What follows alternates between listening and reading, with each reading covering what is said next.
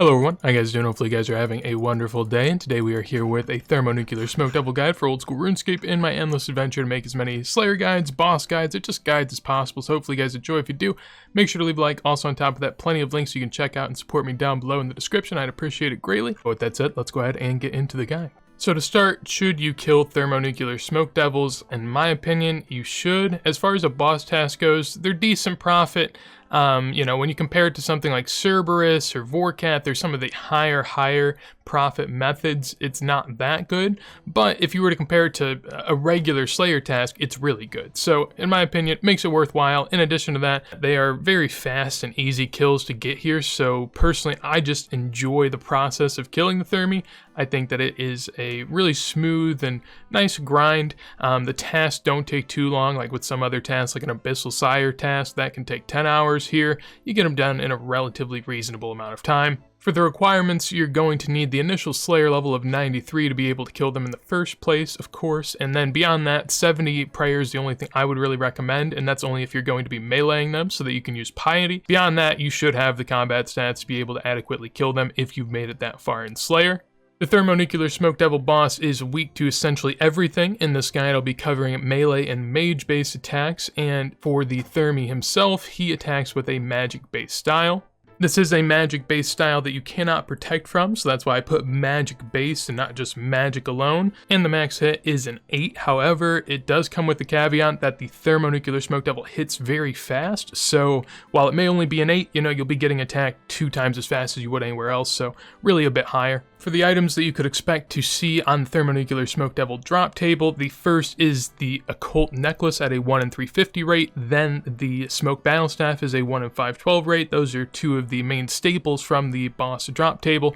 Not too expensive, but it does drop other goodies. Hard Clues are dropped at a 1 in 96 rate, and Elites at a 1 in 500. The pet is a 1 in 3,000 chance, and overall you should average a little bit over 20k per kill, so again, not too bad. Whenever I mentioned earlier they're fast and easy to kill, and 20k a kill, you know, it's not anything I would scoff at. For the melee options here, got 3 different setups ranging from essentially the lowest I'd come here with on the left to some of the highest level setups there on the right, and everything in between is listed down below if you want to give it a peek.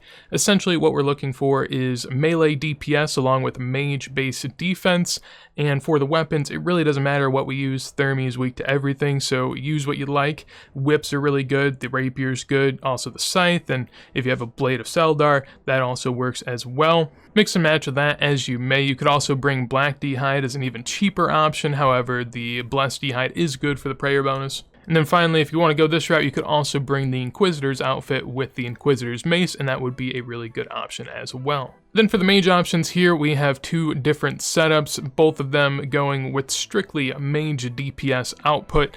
That's all we're really looking for here. For the mage setups, you're going to be freezing him in a spot and then standing outside of his attack radius, so you don't have to worry about defense at all, and essentially it's just all output in terms of what you're worried about. Keep in mind, you do want the Slayer helmet here for every single setup because you will be breathing in the dust down there, so you're going to need it. Beyond that though, really good setups right there. You could bring a Harmonized Orb and get really crazy if you like, but I mean, if you know how to do that, you can go about it yourself. Personally, I don't think it's something most people are going to be doing. Then for the inventory options, we'll have a bunch of different setups and I'll explain them as we go. So the first one is the Flinching setup. This is essentially a method in which you just stand under the Thermonuclear Smoke Devil boss and take a little less damage that way. Here you're going to want a lot of food along with a little bit of prayer potions to be able to continue to pray piety. Dragon Claws are a really good special attack, but you can bring a Dragon Dagger if you don't have that. The POH method is one where between every single kill, you teleport back to your player-owned house. This is best utilized if you have Dragon Claws, because then you get that spec every single kill. The only notable addition here is the Draman Staff as well, and also the fact that you don't need a full inventory of food, and you're going to want to focus more on your boosting potions. Third is the Redemption method, in which you have a good amount of super combat potions along with prayer potions. I also added an Imbued Heart and a Rune Pouch. The Imbued Heart is good for boosting your magic defense, and the Rune Pouch will be for high alching anything you might get on the trip. The bulk of prayer potions is useful because, as I mentioned earlier, the Thermonuclear Smoke Devil has a max hit of 8, so if you pray Redemption redemption prayer, essentially he will never kill you and you'll always boost up your HP through the prayer potions. And then finally, for the magic method here, all you really need is the runes to be able to cast the freezing spells. An imbued heart would be nice, along with some house teleports and just a bunch of food for whenever you possibly take damage, because even though you are freezing them and safe spotting them, there will be times where you do get got in between. So now that we have all of that figured out, as far as where we need to go, we will need to make our way on over to the southwest of Castle War. So as far as how you can get here, the best way is the fairy ring code BKP if you have a fairy ring in your house. If not, just go ahead and use a ring of dueling. Either way, you can make your way here relatively easily. If you're using the fairy ring, just run to the northeast and you'll find your way over to the smoky cave. From there, just go ahead and enter it. So once you found your way on into the cave, then just go ahead and head to the northwest section of the Smoke Devil lair and you'll find the Thermonuclear Smoke Devil lair. Once you're in here, then you can go ahead and kill him. And this is a multi-way area, however, the Smoke Devils are not aggressive, so you don't have to worry about that. Going into the kill, all you really want to do is pray piety and make sure that you are boosted up and have your preferred weapon on. The two methods that I'll demonstrate right now will be the Flinching Method along with the Redemption Method. My inventory is a little bit off. This isn't what you should bring. I pictured those before. I'm just kind of bringing a hodgepodge of things at the moment. But essentially, if you're doing the Flinching Method, once you hit, just walk underneath a little bit and then continue to do this, and that way you don't take as much damage from the Thermonuclear Smoke Devil as you saw before. If you just stand there, you start to take 2, 3, I mean, I'll do it right now as an example, but it can really add up. So this is one of the bosses that you're definitely going to want to flinch. Ideally, you don't walk all the way through it, you come back out, and then that'll save you a little bit of time, something like that, but you'll get a little bit better at it as you go. Definitely a great way to save yourself some sharks, because as you can tell, even with the flinching method, still used a decent amount of food in that inventory, so gonna have to be careful about that. The other method that I was mentioning before is the Redemption Method, and essentially this is one where you can do the same thing.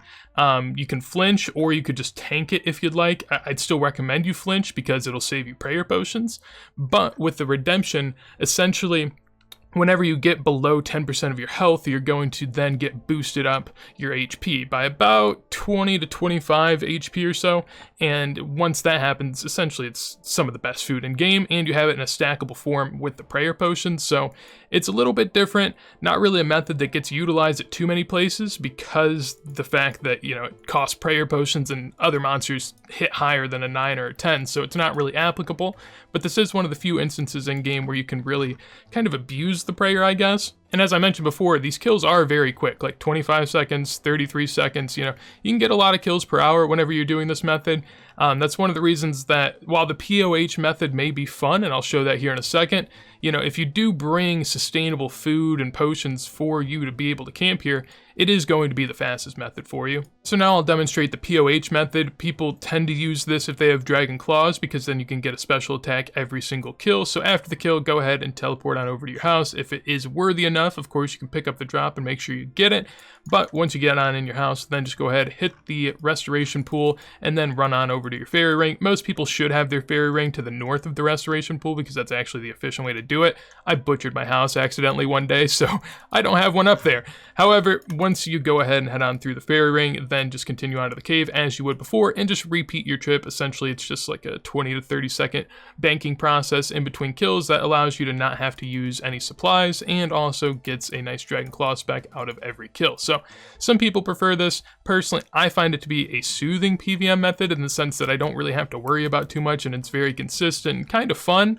But at the same time, as I did mention before, I don't think it's, you know, necessarily efficient for your kills per hour, but being able to see Dragon Claw specs every kill, I mean, I can't complain.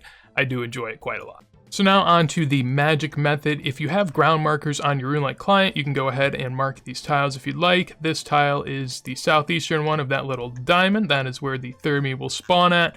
And then down here, I have a couple different tiles marked. This is the initial tile that you're going to want to freeze Thermonuclear Smoke Devil from, and that's the furthest tile that you can go back. So essentially, the Thermonuclear Smoke Devil will be frozen for a short period of time, and after it unfreezes itself, then you can freeze it again, but you'll have to step back a step because it has moved towards you, and then you'll have to continue that process until potentially you get to the farthest back spot. Now here you do have a good bit of food, so even if you do mess up, it's not the end of the world. I have Thermi really low on HP, so I can go ahead and demonstrate this. So killing that right now, we'll step back on over here, and we'll wait with Ice Blitz to then kill it. Ice Blitz is really good rather than Ice Barrage, because then you don't have to worry about accidentally casting the spells on the other Thermies around here, the other Smoke Devils, I guess, not Thermonuclear, but go ahead and then freeze it, throw your attack style on long range, and you'll be able to safe spot Thermonuclear Smoke Devil from a good ways away without taking any damage.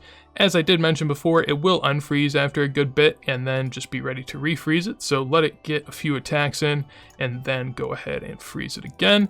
Step back, and it should be good. My freeze didn't hit, so I'll try again. Should have the XP counter on, to be honest, that would help a good bit. But frozen again, and I step on back, and as you can see, in a good spot yet again. Nice little safe spot there with magic. It is a little bit more costly, so I mean, long term, would I really recommend it? Probably not, but it is a nice way to go about the task and a little bit more relaxing than your flinching methods of sort. So that is it for this Thermonuclear Smoke Devil guide. Hopefully you guys enjoyed. If you did, make sure to leave a like. Anything you'd like to tell me, would love to hear it down below in a comment. And if you want to see more videos like this as soon as they go live, make sure to subscribe. And as I mentioned before, plenty of links down below. You can check me out. Also have a Twitch I'll be going live on immediately after this video. So with that said, hopefully you guys have a wonderful day, and peace.